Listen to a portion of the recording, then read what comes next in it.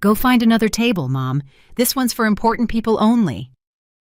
The voice of my adopted daughter, Sarah, echoed through the elegant dining hall of the Sterling Room, one of the most exclusive restaurants in Chicago. Laughter erupted around the table, where my son-in-law, Richard, my teenage grandkids, and even my biological son, Daniel, were all laughing along as if it were the funniest joke in the world. But after decades of humiliation and contempt, I decided it was time for a lesson they would never forget. But before I continue, make sure you're subscribed to the channel and write in the comments where you're watching this video from. We love knowing how far our stories are reaching. Go find another table, Mom. This one's for important people only. Those words coming from my own adopted daughter, Vivian, cut through the elegant air of the Sterling Room, one of Chicago's most exclusive restaurants. The silence that followed was brief, quickly replaced by laughter from around the table. My son-in-law, Robert, my teenage grandkids, Luke and Megan, and even my biological son, Michael, all joined in as if it were the funniest joke in the world. I just stood there leaning on my cane, my face burning with humiliation, as other diners turned to stare.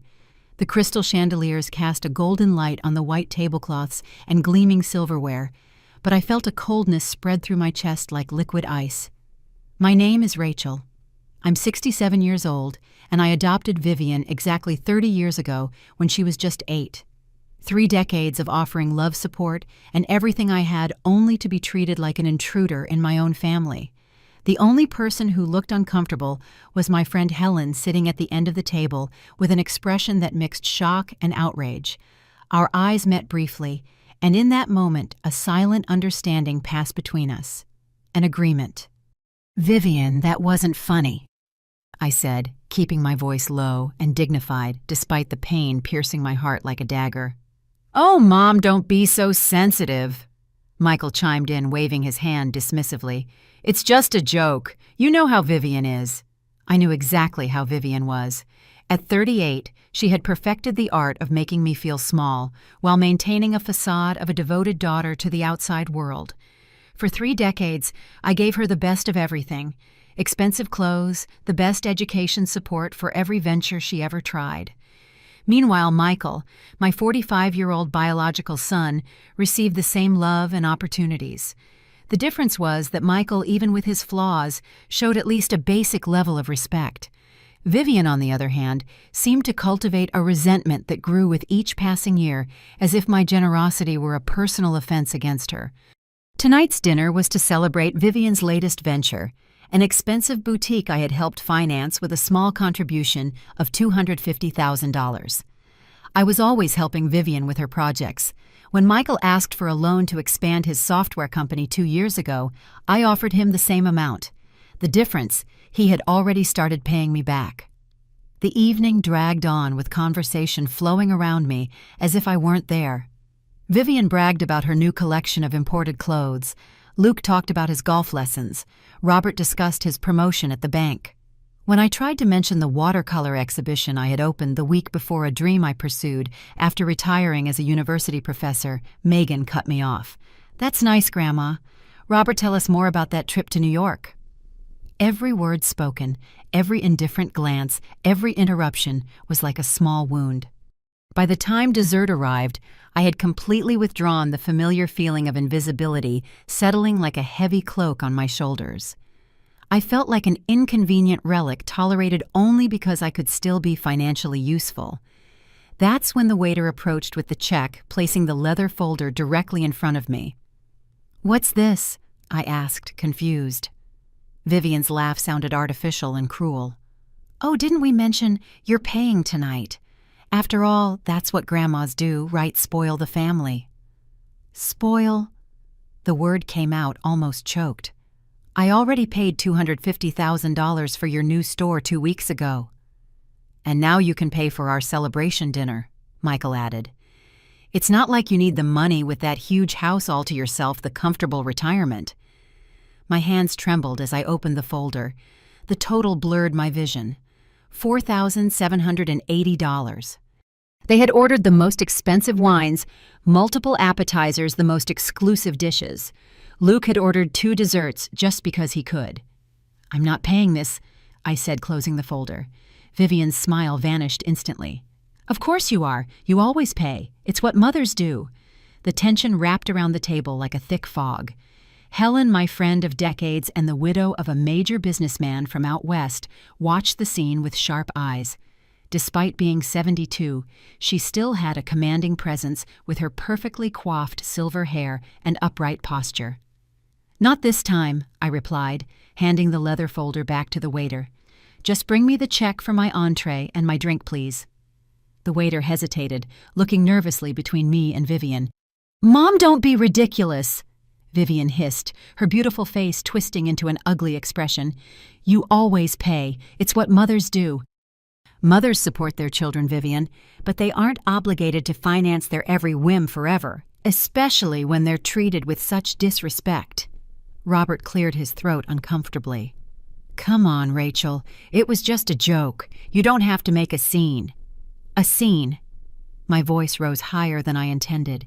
"You invite me to dinner, humiliate me in front of strangers, and then expect me to pay almost $5,000 for the privilege." Michael rolled his eyes. "Always so dramatic. This is why we prefer to go out without you." Those words hit me like a slap. So it was true. They met without me probably laughing at my expense while enjoying the comfort provided by my money. "Just a moment, please."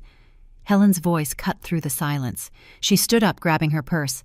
"Rachel, that's enough. Let's go. I've seen how they treat their mother, and this is unacceptable."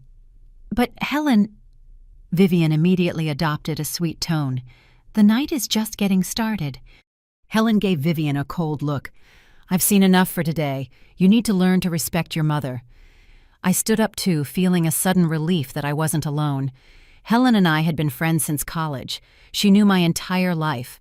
My marriage to Charles, his premature death when Michael was only 15. My decision to adopt Vivian a few years later to give Michael a sister and offer a home to a child who needed one. "You're going to regret this, Mom," Vivian said, the threat barely veiled in her voice.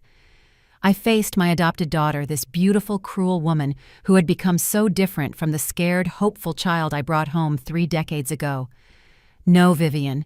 For the first time in a long time, I don't think I will." As we walked out, I heard the confusion erupting behind us. The waiter insisting on payment, Vivian demanding he wait, Robert trying to calm the situation. I didn't look back. The night air of Chicago was cool and refreshing. I took a deep breath, feeling as if I had escaped an invisible prison that had been closing around me for years. The scent of gardenias from a nearby garden mixed with the smell of recent rain, creating a feeling of renewal. "Are you okay?" Helen asked as we settled into her luxury car. The soft leather of the seats and the silence of the vehicle formed a protective cocoon against the outside world. "No," I answered honestly, "but I think I'm going to be." Helen drove in silence for a few minutes before pulling up to a quiet cafe downtown. It was a cozy place with soft yellow lights and jazz music playing softly, the kind of place that invites conversation. "We need to talk, Rachel," she said finally, as we settled into a secluded booth. "What happened tonight wasn't the first time, was it?" Tears welled in my eyes. The lump in my throat felt the size of a fist. "No, it's gotten worse in the last few years, since I retired." "And since you became just a bank instead of a respected professor." Helen completed her voice hard. I nodded, feeling the truth of those words like a blow. In the last 5 years since I left my position as a history professor at the university, the dynamic with my children had changed drastically. The requests for money became more frequent, the respect increasingly scarce. "They treat me like I'm a senile old woman, Helen, as if my only use is to sign checks." Helen covered my hand with her own. Her skin was thin like tissue paper, marked by age spots, but her touch conveyed strength. "Rachel, we've been friends for over 40 years. You were a pillar of strength when I lost my Anthony out west. You helped me manage his companies when I had no idea what I was doing. I will never forget that." I smiled faintly, remembering how I spent nights studying accounting and business management to help Helen after her husband's sudden death. How we sat together until dawn deciphering contracts and financial reports as she battled grief and insecurity. "And now," she continued, her voice suddenly different, "it's time for me to return the favor. I'm sick, Rachel." The world seemed to freeze around me. The sounds of the cafe, the clinking of cups, the murmur of conversations, the soft music. Everything disappeared, replaced by a dull ringing in my ears. What no? Pancreatic cancer stage 4. I found out 3 months ago. The doctors gave me less than a year. Helen's revelation fell on me like an avalanche. My friend, my rock for so many years, was dying. The cafe around us continued its motion. Waiters serving tables, customers chatting, life going on as normal, while my own world was completely transformed. "Why didn't you tell me sooner?" I asked, my voice barely a whisper. Helen managed a sad smile, the kind of smile that carries the wisdom of someone who has already made peace with the inevitable. "Because I needed to get my affairs in order first, and because I wanted to be sure about a few things." "What things?" "About how your children treat you, about how you've been living." She took a sip of her tea, her eyes never leaving mine. "I've been watching from a distance for years, seeing how Vivian and Michael gradually changed, how they went from loving children to adults who seemed to see you only as a means to an end." I couldn't deny her words. The transformation had been slow, almost imperceptible, like water eroding a stone over decades. Small disrespects that grew, calls that became less frequent unless they needed something. Impatient looks when I talked about my own interests. "It's not that bad." I tried to defend more out of habit than conviction. "Isn't it?" Helen raised a silver eyebrow. "Rachel, you were just publicly humiliated by your own daughter. They expected you to pay almost $5,000 for a dinner where you were treated like an intruder. That's financial and emotional abuse."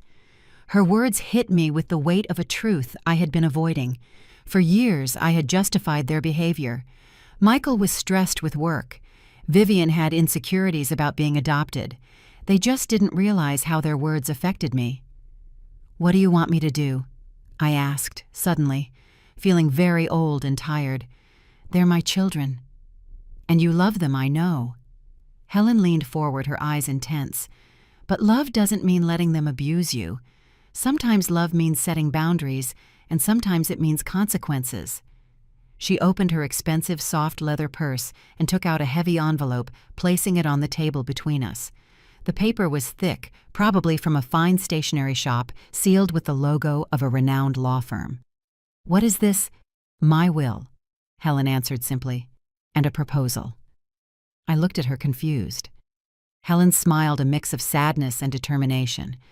"Rachel, when Anthony died in Dallas, you taught me how to be strong.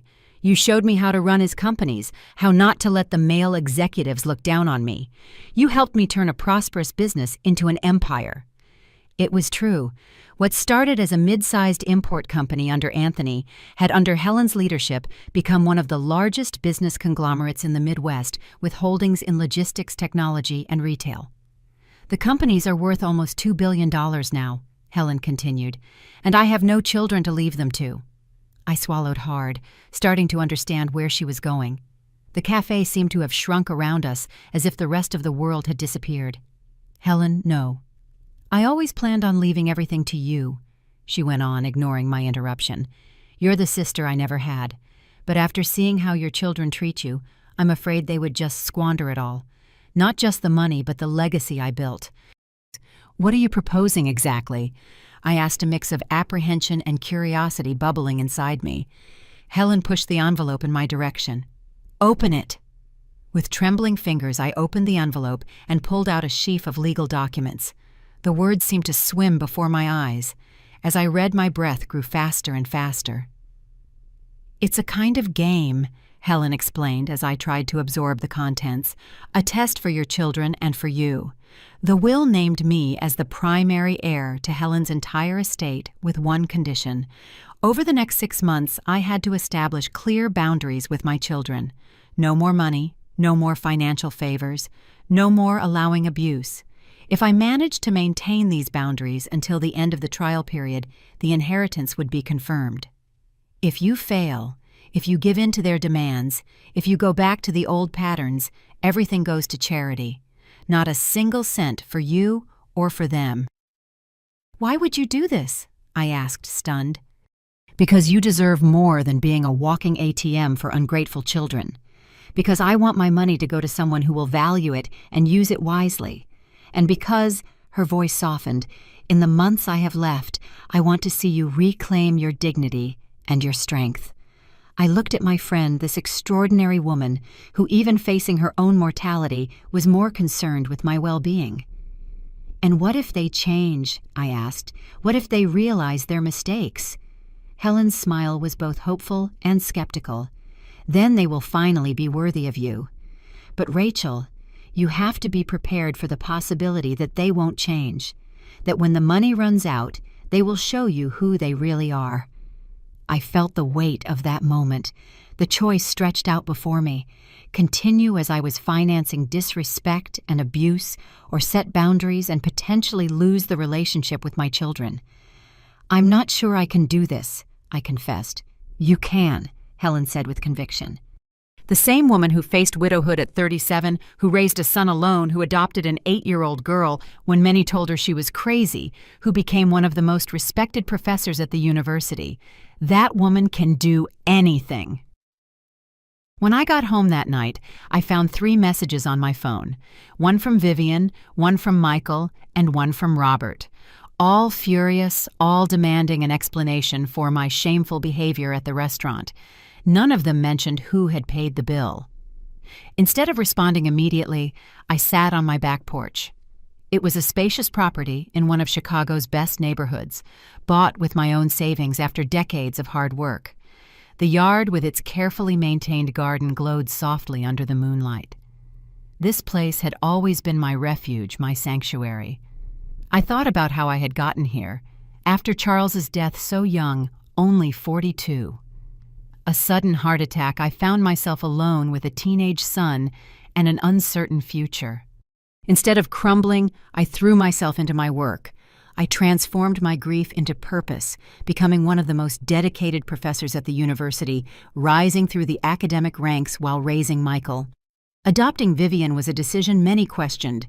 A single woman of 37 already with a 15-year-old son, adopting an 8-year-old girl with a history of abandonment seemed like a recipe for disaster. But I saw her in that orphanage with her big eyes full of hope and fear, and I knew she was my daughter. The first years were difficult but rewarding. Vivian had her nightmares and moments of anger, her deep-seated insecurities, but she also had a laugh that could light up a room, a sharp intelligence, and a fierce determination. As for Michael, after some initial resistance, he became a protective older brother. When did it all change? There was no single moment, just a gradual erosion. Michael graduated, started his career, got married, and had children. Vivian followed a more turbulent path, dropping out of college, going through a series of failed relationships, starting and closing several businesses. And somewhere along the line, they both began to see me less as a person and more as a resource. My phone buzzed again. It was Vivian. "Mom, answer the damn phone.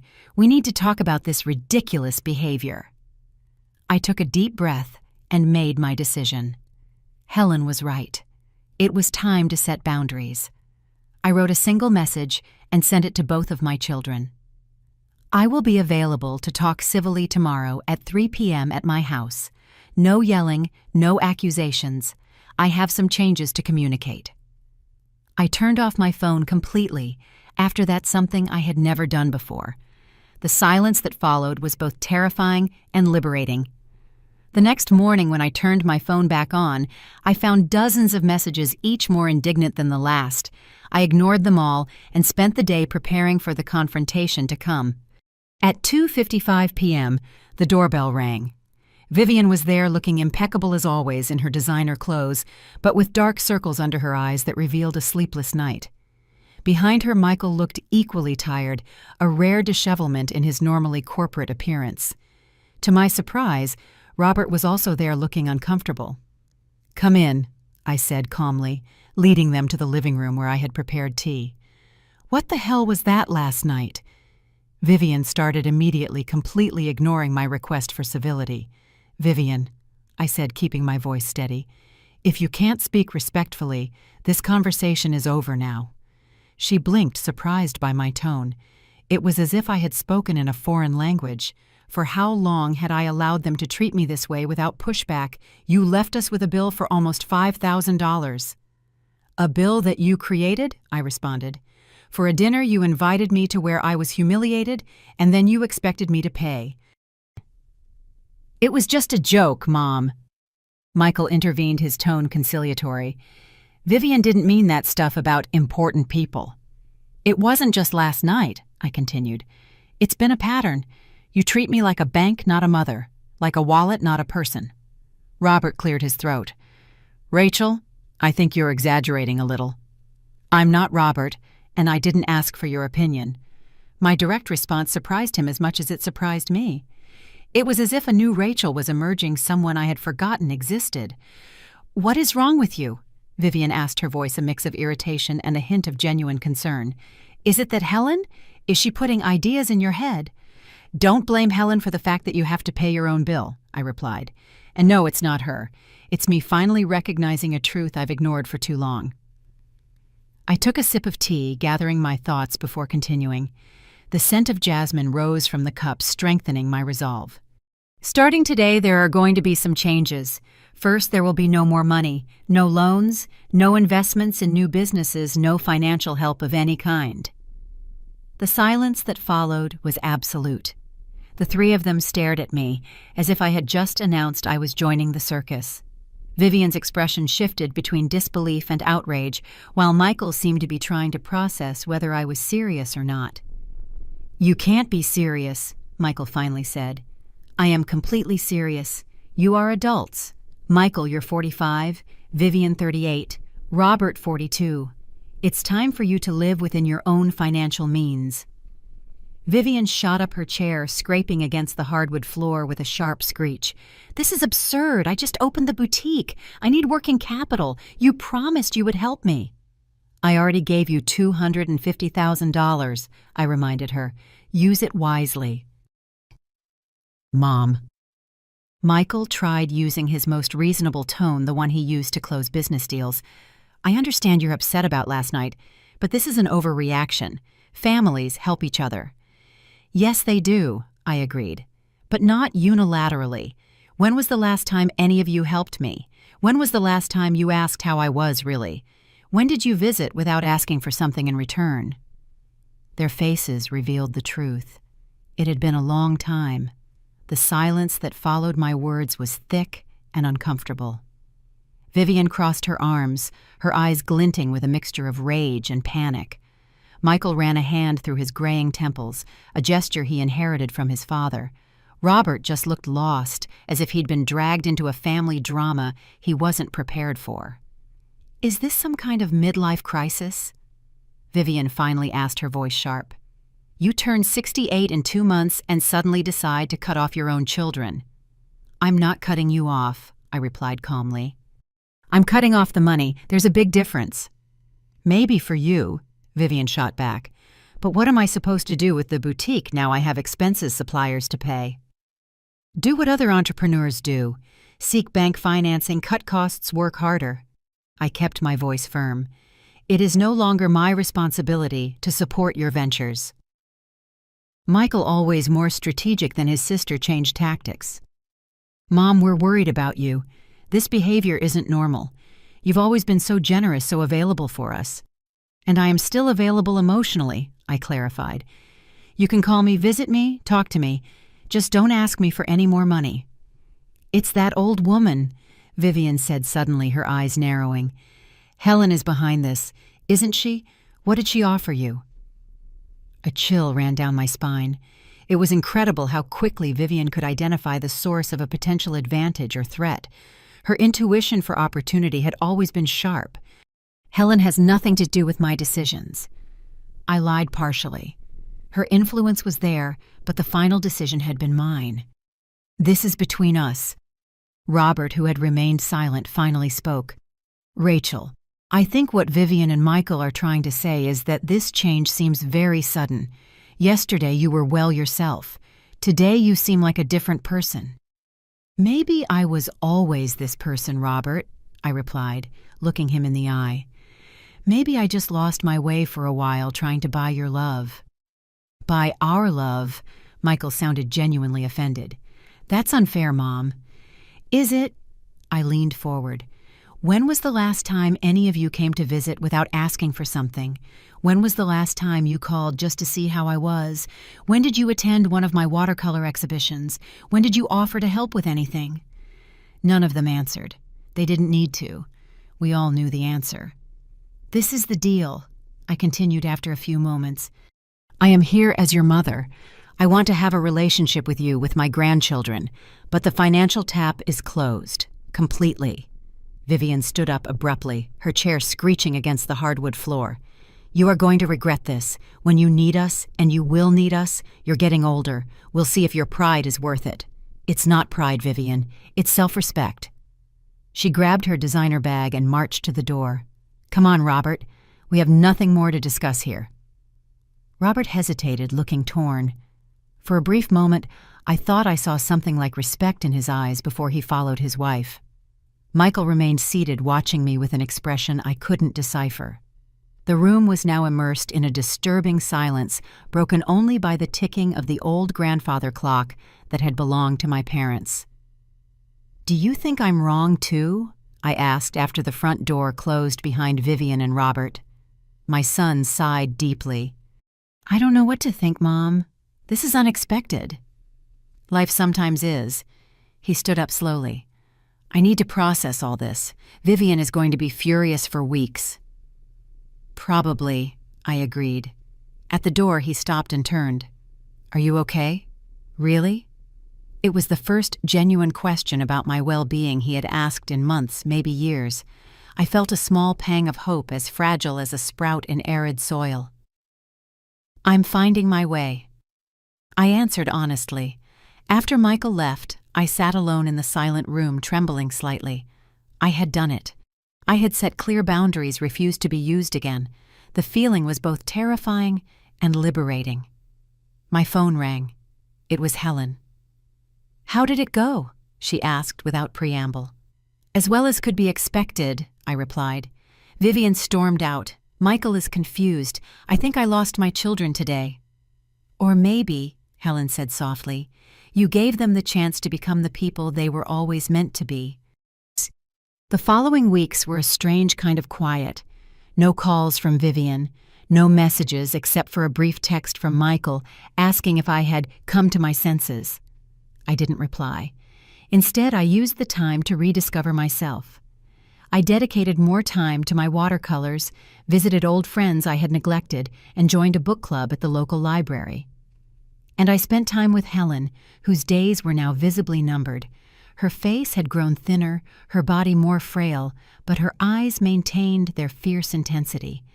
Then, at the beginning of the 4th week after our confrontation, I received an unexpected call. It was from the school of my 15-year-old granddaughter, Megan. Mrs. Rachel Megan is here in the nurse's office. She fainted during gym class and asked us to call you instead of her parents. I found Megan sitting in a chair in the school infirmary, looking small and vulnerable in her wrinkled uniform. Her pale face lit up slightly when she saw me. "Grandma," she said, her voice low. I sat beside her, taking her hands in mine. They were cold and trembling. "What happened, dear?" The nurse approached. "She fainted during PE. Her blood pressure is low and she admitted she hasn't been eating well." Not eating. I looked at my granddaughter, now noticing the thinness of her face, the dark circles under her eyes. How had I not noticed this before? "Can we talk in private?" Megan asked, looking nervously at the nurse. The professional nodded understandingly. "I'll leave you two alone for a few minutes." When the door closed, Megan broke down into silent tears. "Everything is a mess, Grandma. Everything." I put my arm around her shoulders. She seemed to have lost weight since I last saw her. "Tell me what's going on." "Mom and Dad are fighting all the time," she explained between sobs. "Ever since that night at the restaurant, it's just yelling. The store isn't doing well. Mom says it's your fault for not giving more money. Dad says she needs to wake up and learn how to run a real business." My heart ached. "I'm so sorry you're going through this." Megan wiped her tears with her uniform sleeve. There's not much food in the house now. Mom is putting all the money into the store. She said we have to save, that we're in survival mode because of what you did. Guilt hit me like a wave. Were my boundaries affecting my innocent grandchildren? Then I realized it wasn't my boundaries causing this, but Vivian's response to them. She was choosing to prioritize her failing business over the well-being of her own children. "Did you eat today?" I asked. She shook her head. "We're going to fix this right now." I stood up determined. "First, we're going to get some lunch. Then I'm going to talk to the nurse and take you home with me today." Megan's eyes widened. "Mom is going to be furious." "Let me handle your mother."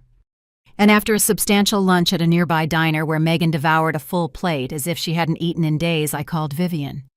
She answered on the fourth ring, her voice instantly defensive.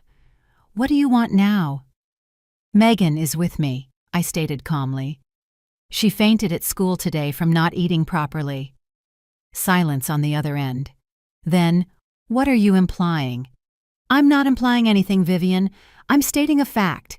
Megan is staying with me tonight. Tomorrow I'd like for you and Robert to come over for dinner to talk." "I don't need your lectures on parenting," Vivian hissed. "This isn't about you or me," I replied firmly. "It's about Megan and Luke. If you truly care about your children, you'll be here tomorrow at 7 p.m. To my surprise, Vivian showed up the next evening along with Robert and Luke. My grandson, normally confident and sometimes arrogant like his father, looked tired and disheveled. The family tension was clearly affecting both teenagers. I prepared a simple but hearty dinner. During the meal, the atmosphere was tense and silent, until Vivian finally put down her fork with force. "So is this why we're here? So you can show off how you can feed our children better than we can?" "We're here," I replied calmly, "because your children are suffering, and we need to find a solution." "The solution is obvious," Vivian retorted. "Stop this tantrum about money and help us like you always did." Luke, to my surprise, interrupted.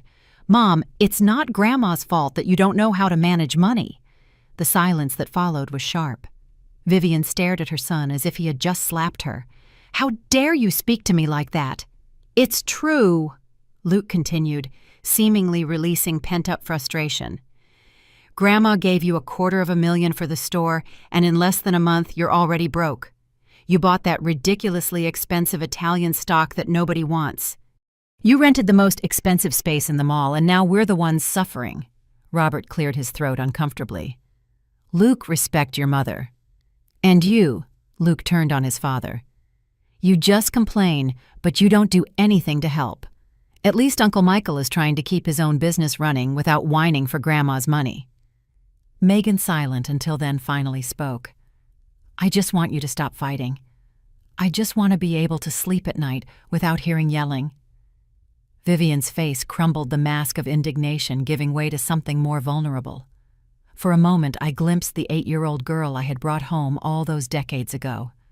"I'm trying," she said, her voice breaking. "I'm trying to keep everything together." "Alone," I added softly.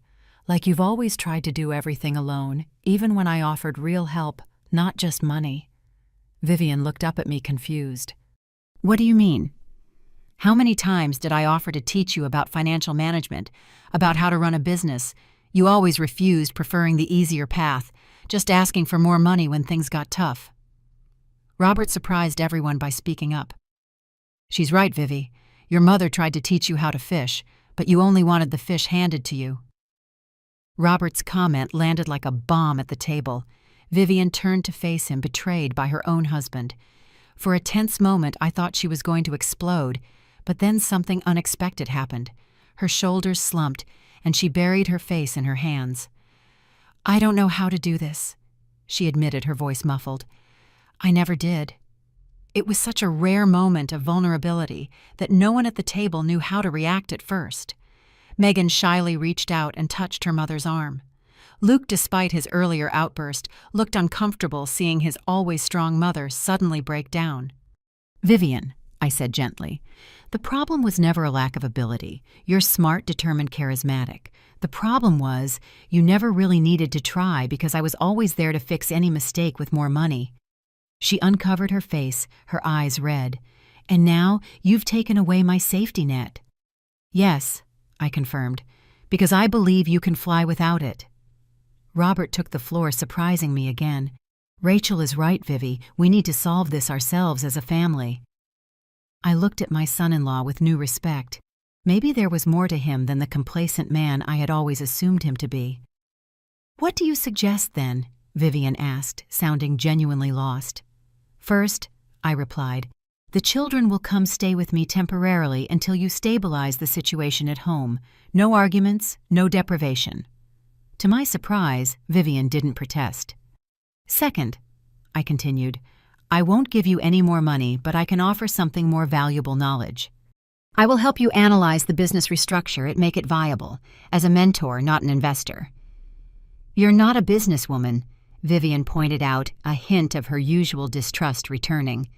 No, I agreed, but I have been friends with one of the most successful businesswomen from out west for over 40 years. I've learned a few things. The mention of Helen made Vivian frown, but she didn't comment. And third, I concluded, we all need to relearn how to be a family, not based on money or expectations, but on mutual respect and genuine love. The following days established a new routine. Luke and Megan moved into my guest rooms, visibly thriving in a tension-free environment. I started working with Vivian at the boutique, analyzing her chaotic finances, identifying critical mistakes, and developing a recovery plan. To my surprise, when stripped of her defensive attitude, Vivian proved to be an eager learner.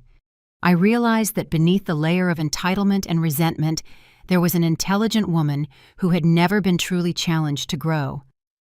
Why didn't you ever force me to learn this before? She asked one day as we reviewed the projected cash flow. Because you were never ready to listen, I answered honestly, and because I was too busy trying to buy your love to truly help you. Vivian paused, absorbing my words. I always loved you, she said finally, even when I treated you badly. I know, I replied, but I don't think you ever learned to respect me.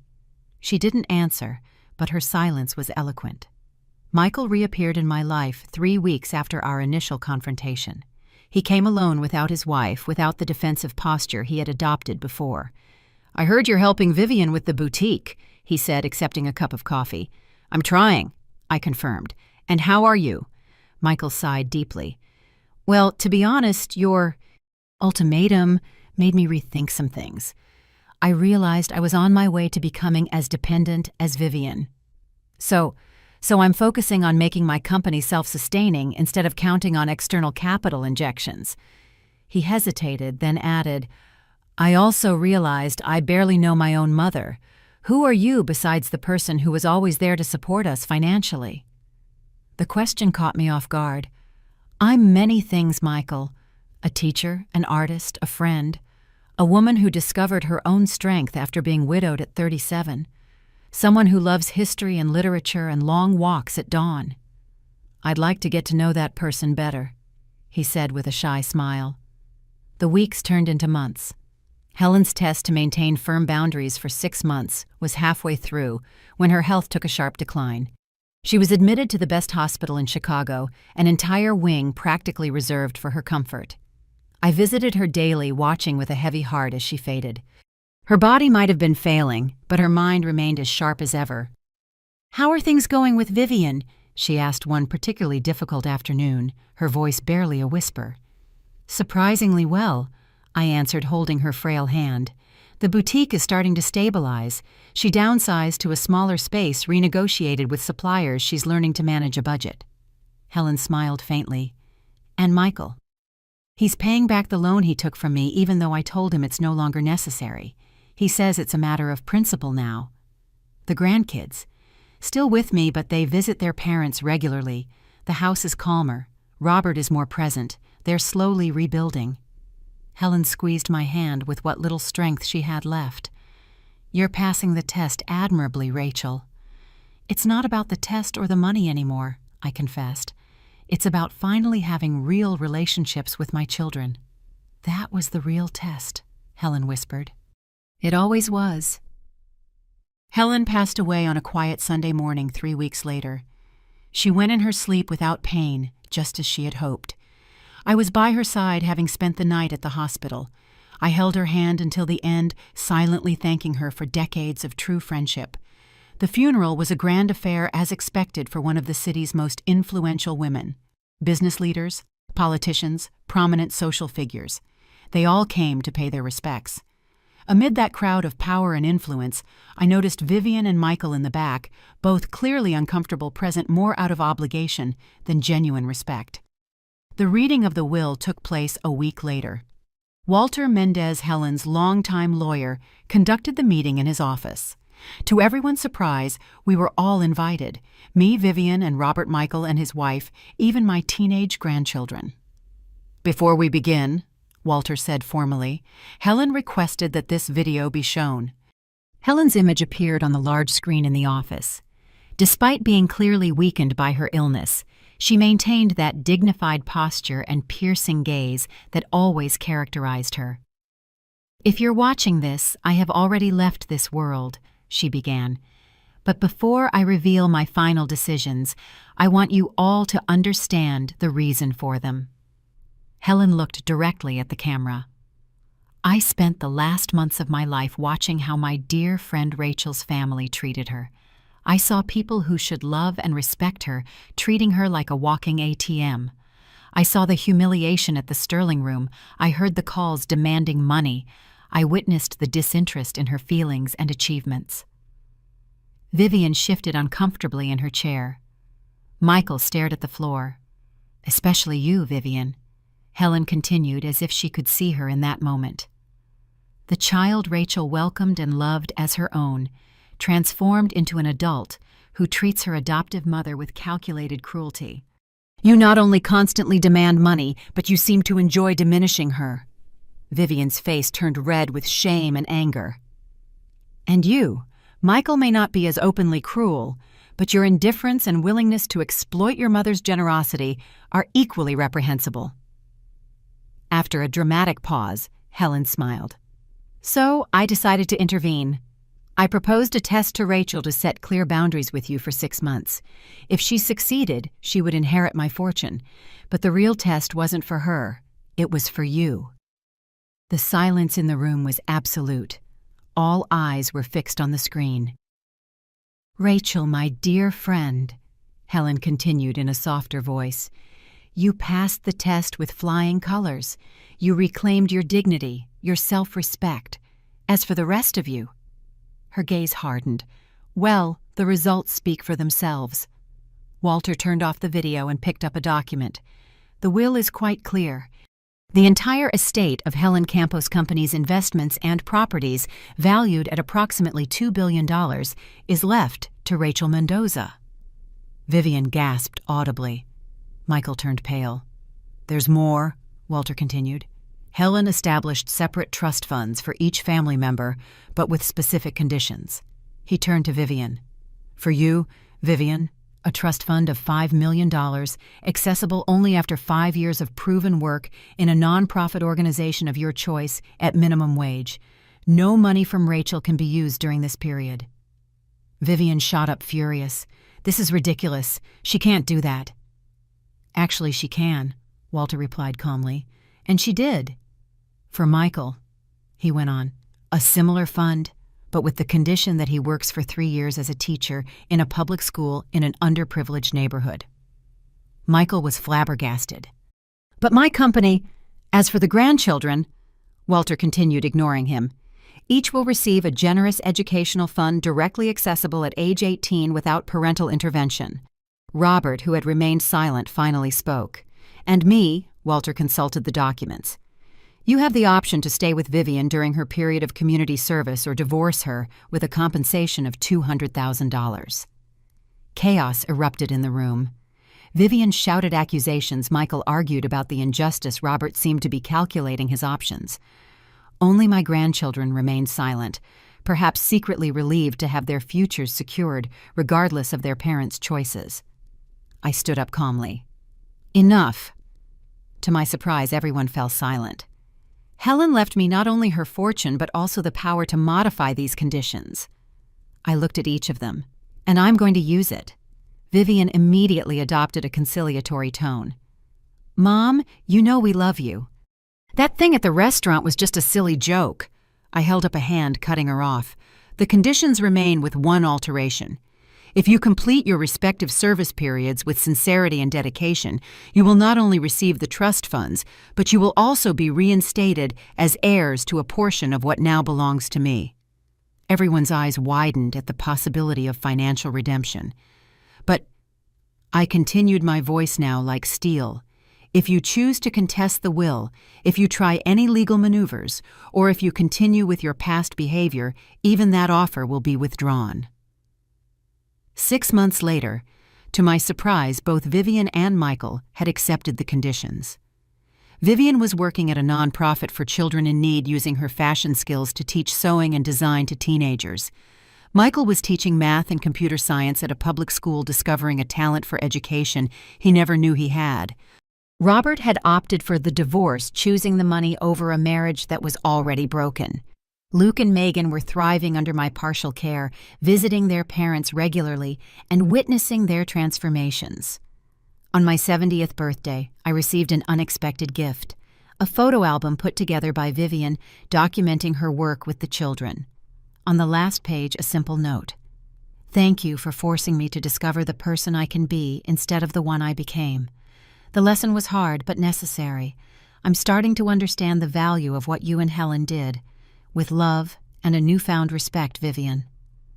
Looking out the window at the sunset over my garden, I silently raised a glass in honor of my late friend. "Well played, Helen," I whispered. "Well played." Perhaps I thought as I closed Vivian's album, the truest revenge wasn't destruction, but transformation. Helen had understood that perfectly. By using her fortune not just as a reward, but as a tool for change, she had given us all a second chance. Not to pretend the past didn't happen, but to build a better future from its hard lessons. Sometimes the truest love isn't in giving someone everything they ask for, but in having the courage to say no when it's necessary. It took losing almost everything and gaining $2 billion for me to learn that lesson. But in the end, I gained something much more valuable, a family that was finally learning the meaning of respect and true love. Now, if you like this story, go ahead and click on this next video appearing on your screen, because in it, you'll see a story of betrayal and comeback like you've never seen before.